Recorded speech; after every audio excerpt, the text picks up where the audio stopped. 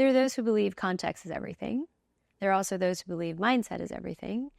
I believe both. I think both are equally important. That the thing that I think about often is how by changing our context, we can change our mindset. That's not the only thing, but that's the idea that I'm thinking about right now. Because so often, if we don't evaluate the context that we're in, and we develop a certain point of view about that situation, it's easy to forget that anything else is possible. An example that is coming up a lot in my circle of friends is I have a lot of friends with young kids, and they're starting to send them to school. And depending on where you live in the world, in the country, well, certainly in the US, but in the world as well, the education system is so different. I have some friends who are thinking about sending their kids to private school starting age 4.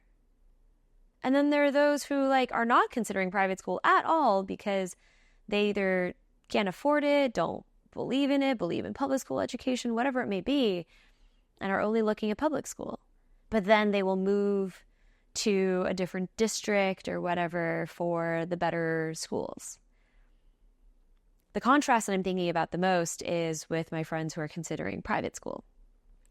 Because the thing you have to think about is if you start your kid in private school, starting age 4, most of them are basically seeing that as a long-term path all the way through to college.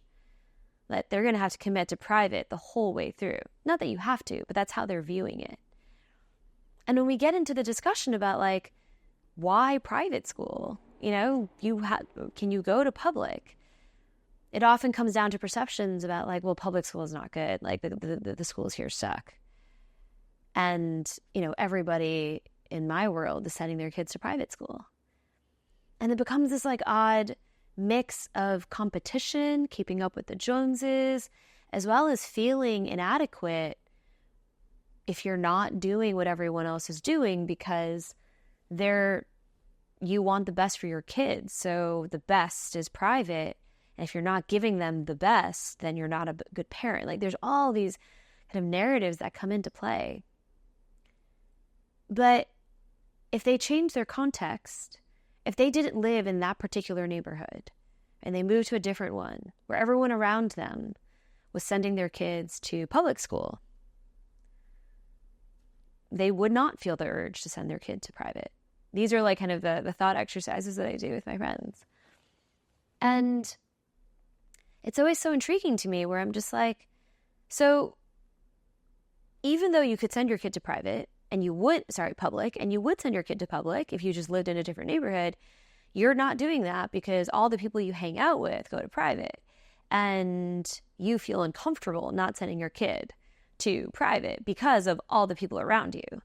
Even though this is going to put you into crazy debt because now preschool education, private preschool educations are the cost of college tuitions. It's wild in a place like New York City. But you go anywhere else, not very few people think about private school. In the same way that I grew up in New York City, but lived in Montana for a couple of years, and people were having kids starting their mid-20s, early 20s even. That was totally normal. And that was so not, quote, quote, normal in New York. I felt, because I'd grown up in New York, around there, it was whoa, all of you have kids. I do not feel ready for kids. But that's because the context I grew up in. And if I stayed there, I would have gotten more and more comfortable with that idea.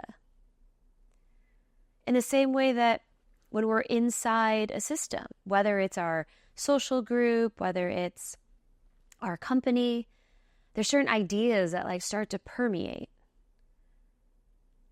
Not because we are just all lemmings and we just believe what everyone else says, but because the culture kind of informs that.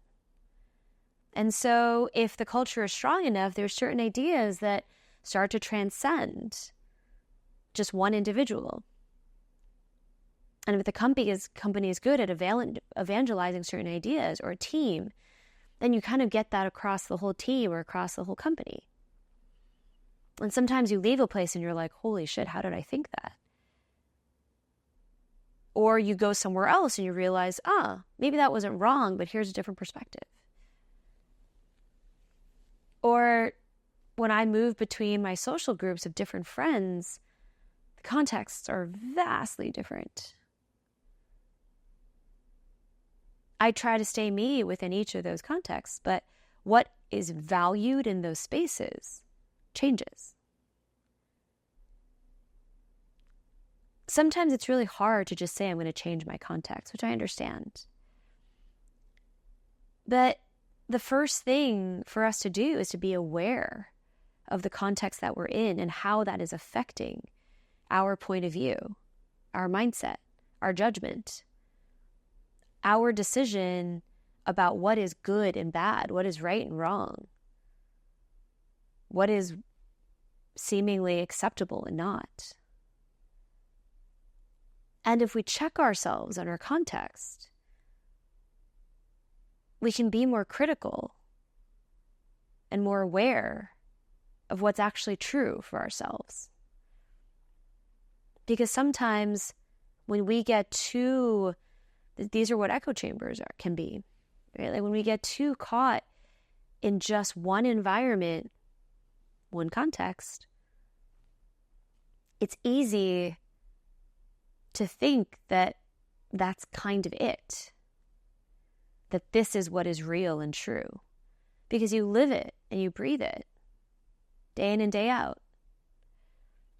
So the context that we're in the most, our families, work, our closer friend groups that we see the most often, those are going to be the most entrenched, or the places we spend online. The places that we spend a little less time, it won't have as much of an impact. That staying centered in who we are requires us to constantly examine the environment in which we exist and the current context that's informing our experience. And how can we contrast that with our own sense of self, no matter where we are, no matter what situation that we're in, no matter who we're with? Can we center ourselves in what matters to us? Can we center ourselves in our principles? Can we center ourselves in what we know to be true about ourselves or the world or things we believe in? And when we get too kind of caught in a situation and in the environment that we're in, can we bring the awareness to that fact and be like, hold up, if I were to just change, if I wasn't in this exact situation right now, if I wasn't with these people, how would I act differently? If I was by myself, would I act differently? If I was with my family, would I act differently?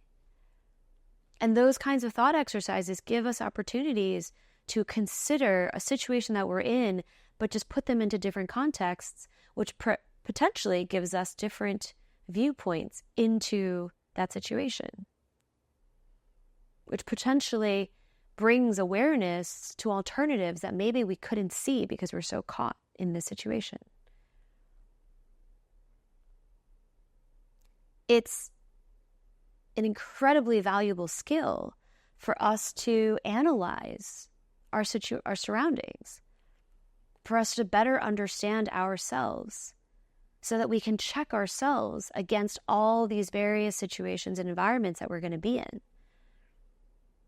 Because to stay true to who we are, no matter who we're with, where we are, and what we're doing, we need to be checking back with that person. We need to be considering all the inputs that are in front of us so that we can re-examine the situation from a fresher set of eyes, rather than what is just being kind of pushed around us. Because then by not bringing the awareness to who we actually are and confirming that in certain situations and in certain environments, in certain contexts, it's easy to get caught up in that moment, in that culture, in that group. And this is also a muscle we have to build. It's a muscle we have to build to practice taking ourselves either mentally or physically out of certain environments so that we can have a different perspective, so that we can see things a little bit more clearly.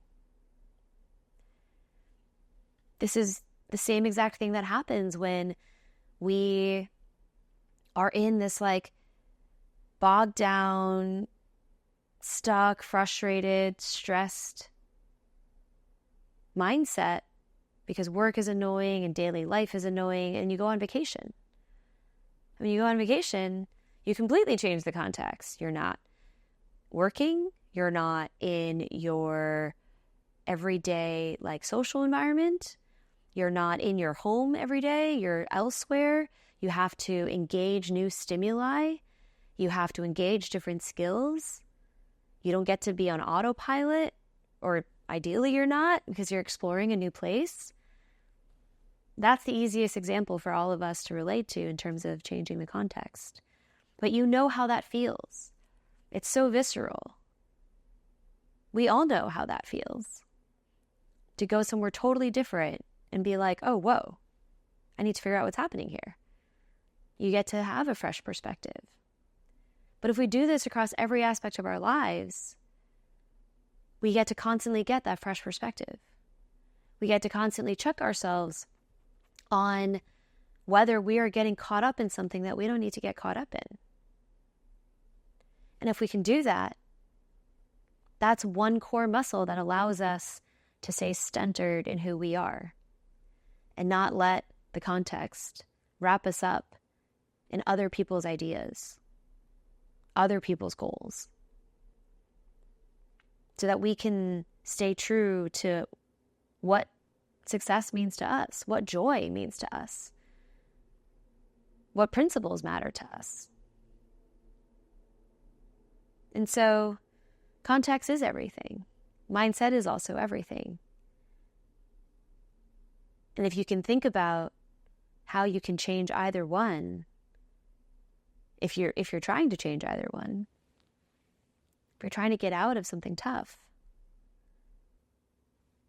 consider how you can change your context, either mentally or quite literally. Because we all need to be exposed to new things in order for us to continue growing.